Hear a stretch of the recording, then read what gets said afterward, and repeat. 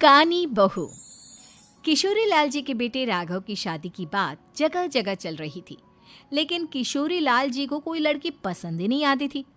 और उसकी एक ही वजह थी, किशोरी लाल जी का लालची होना।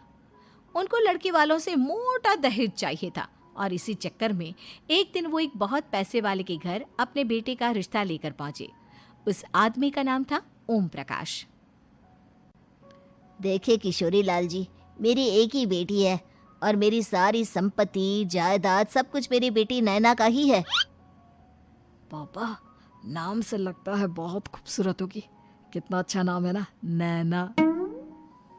ओ, वैसे बात तो सही है आपकी। अब इतना पैसा है, जमीन जायदाद है, इकलौती बेटी, आप भी क्या करेंगे? सब कुछ उसे ही देंगे ना। बिल्कुल ठीक पहचाना आपने। बस बेटी की शादी और सारी जायदाद उसके नाम। पापा, बिना देखे हाँ कर दीजिए ना। इतना अच्छा रिश्ता फिर कहाँ मिलेगा? माला माल हो जाएंगे हम। मैं अपनी बेटी को बुलाता हूँ।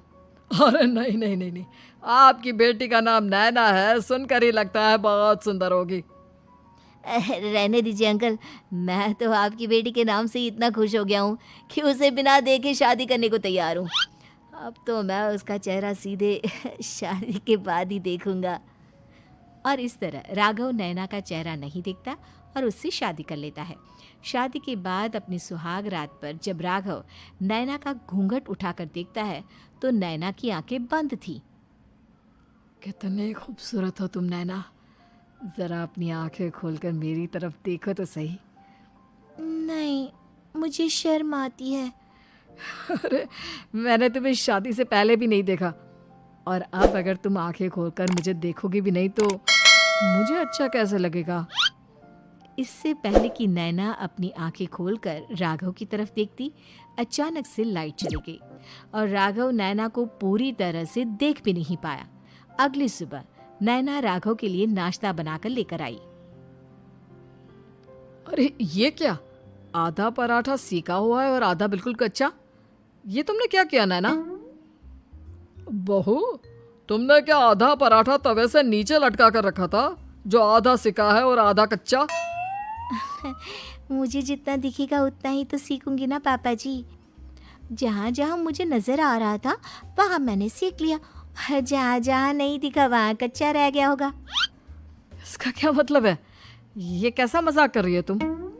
अरे बहू, तुमने इतना लंबा घूंघट क्यों लगाया हुआ है? देखो, हमारे घर में बहुओं को बेटी की तरह रखा जाता है, और फिर तुम तो इतना सारा माल लेकर आई हो।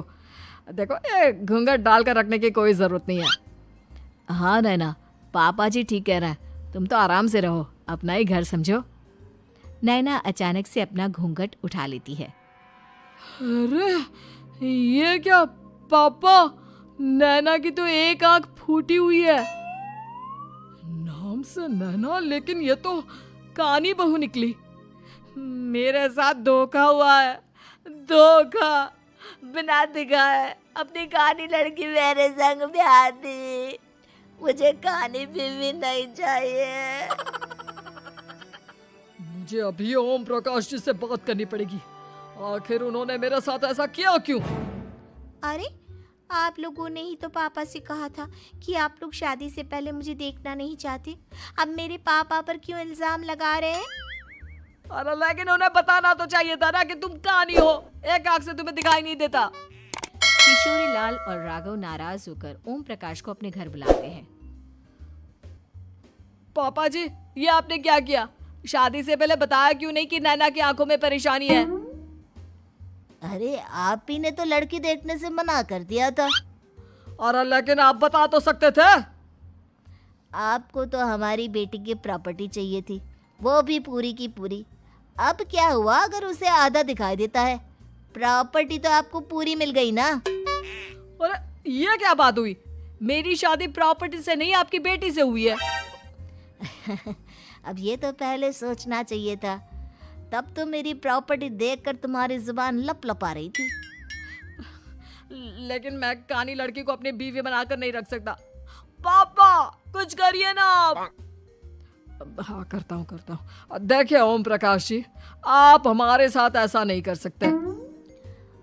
और तुम देखो, अगर तुमने मेरी बेटी से शादी तोड़ी ना, तो जो भी प्रॉपर्टी मैंने तुम्हें दी है वो तो पूरी की पूरी वापस ले ही लूँगा, और आधी प्रॉपर्टी तुम्हारी भी लूँगा।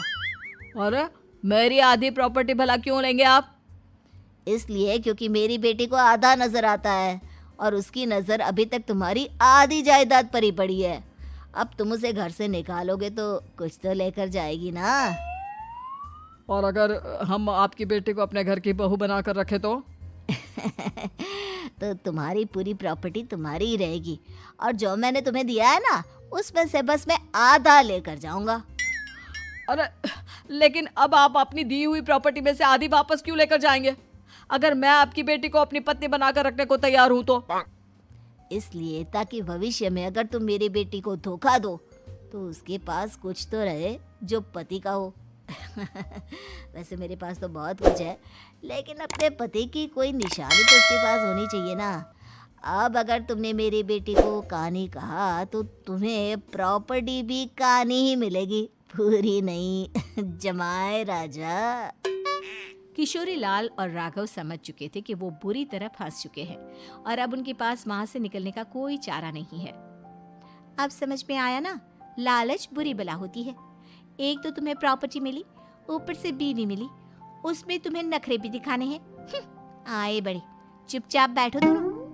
कुछ दिनों के बाद नैना राघव की कार लेकर बाजार घूमने निकलती है और जब कार लेकर वापस आती है, ये क्या? एक तरफ से मेरी गाड़ी पूरी खराब हो चुकी है। लगता है तुमने मेरी गाड़ी को किसी दूसरी गाड़ी के साथ एक्सीडेंट किया है। अरे अरे कितना बड़ा नुकसान कर दिया तुमने बहू। वो क्या है ना पापा जी, मुझे एक आंख से दिखाई नहीं दे रहा था, सामने से गाड़ी आ रही थी। मुझे तो सिर्फ आधा ही दिखाई दिया और वो गाड़ी मेरी कार से रगड़ते हुए निकल गई। अब मैं क्या करूं बताओ? आप इसे ठीक कराने के पैसे कौन देगा? तुम्हारे पापा? तुमने मुझसे इस तरह से बात की? अभी रुको। नैना राघव की शिकायत ओम प्रकाश को कर देती है। देखो राघव, अब जो मेरी आधी प्रॉपर्टी तुम्हारे पास थी ना, उसमें से आधी और मैं लेकर जाऊंगा, क्योंकि तुमने मेरी बेटी को डांटा। अरे नहीं नहीं पापा जी, गलती हो गई, माफ कर दो। गलती की तो कोई गुंजाइश ही नहीं। अगली बार मेरी बेटी को डांटा तो बची हुई आधी में से आधी और ले जाऊंगा। लालच के चक्कर में हम दोनों ने बहुत बड़ी गलती कर दी बेटा। एक तो तुम्हें कानी बहू मिली और ऊपर से जो माल मिला वो भी काना। इस तरह राघव की हर एक गलती पर ओम प्रकाश उसकी प्रॉपर्टी का आधा आधा हिस्सा लेकर अपना सारा माल वापस ले गया और राघव को कानी बीवी से काम चलाना पड़ा। भाई लालच वाकई में बुरी बला है। उम्मीद है कि आपको हमारी ये कहानी पसंद आई होगी। कृपया हमारे चैनल को सब्सक्राइब करें और सभी अपडेट्स के लिए बेल आइकन जरूर क्लिक करें। और हाँ, वीडियो लाइक और शेयर करना मत भूलिएगा। Bye bye.